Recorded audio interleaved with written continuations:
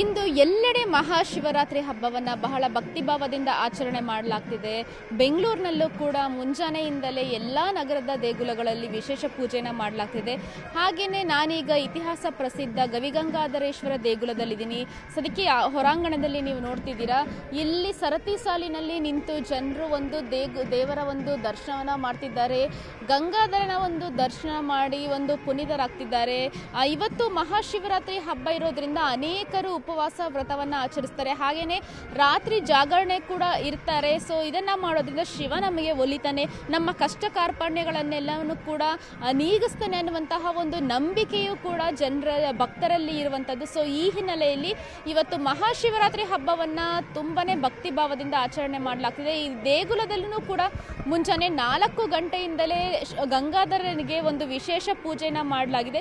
ಹಾಗೆಯೇ ಇಡೀ ದಿನ ಅಂದರೆ ಇವತ್ತು ಬೆಳಗ್ಗೆ ಮುಂಜಾನೆ 4 ಗಂಟೆಯಿಂದ ನಾಳೆ ಮುಂಜಾನೆ 4 ಗಂಟೆವರೆಗೂ ಕೂಡ ನಿರಂತರವಾಗಿ ಆ ಒಂದು ಶಿವನಿಗೆ ಆ ಒಂದು ಕ್ಷೀರಾಭಿಷೇಕವನ್ನು ಕೂಡ ಮಾಡಲಾಗುತ್ತದೆ.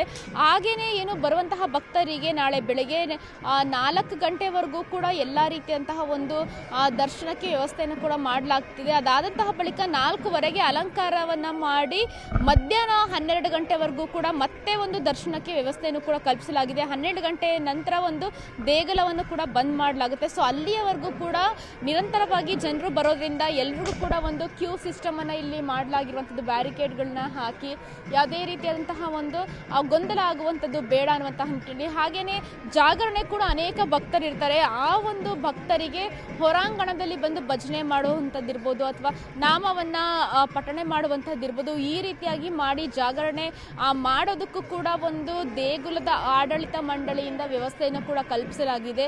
ಸೊ ಹೀಗಾಗಿಯೇ ಗವಿಗಂಗಾಧರೇಶ್ವರ ದೇಗುಲದಲ್ಲಿ ಮುಂಜಾನೆಯಿಂದಲೇ ಸಾವಿರಾರು ಸಂಖ್ಯೆಯಲ್ಲಿ ಭಕ್ತರು ಬಂದು ದೇವರ ಒಂದು ದರ್ಶನವನ್ನು ಕೂಡ ಮಾಡ್ತಿರುವಂಥದ್ದು. ಹಾಗೆಯೇ ದೇವರಿಗೆ ಒಂದು ಹಾಲನ್ನು ತಂದು ಕೊಡ್ತಾರೆ. ಅದೇ ಹಾಲನ್ನು ಕೂಡ ಒಂದು ದೇವರಿಗೆ ಅಭಿಷೇಕವನ್ನು ಕೂಡ ಮಾಡಲಾಗುತ್ತೆ. ಹಾಗೆಯೇ ಬರುವಂತಹ ಭಕ್ತರಿಗೆ ಪ್ರಸಾದ ವಿನಿಯೋಗ ಕೂಡ ಒಂದು ದೇಗುಲದಿಂದ ಮಾಡಲಾಗ್ತಿದೆ. ಸೊ ಒಟ್ಟಾರೆಯಾಗಿ ಇವತ್ತಿನ ಒಂದು ಮಹಾಶಿವರಾತ್ರಿ ಹಬ್ಬದ ಸಂಭ್ರಮ ದೇಗುಲದಲ್ಲಿ ಕಾಣ್ತಿದೆ. ಭಕ್ತರು ಕೂಡ ಬಂದು ಸಾವಿರಾರು ಸಂಖ್ಯೆಯಲ್ಲಿ ಒಂದು ಶಿವನ ಒಂದು ದರ್ಶನವನ್ನು ಕೂಡ ಮಾಡಲಾಗ್ತಿರುವಂಥದ್ದು. ಕ್ಯಾಮ್ರಾ ಪರ್ಸನ್ ಕೊಂಡಯ್ಯ ಜೊತೆ ಹಂಸ ಶ್ಯಾಮಲ, ನ್ಯೂಸ್ 18 ಬೆಂಗಳೂರು.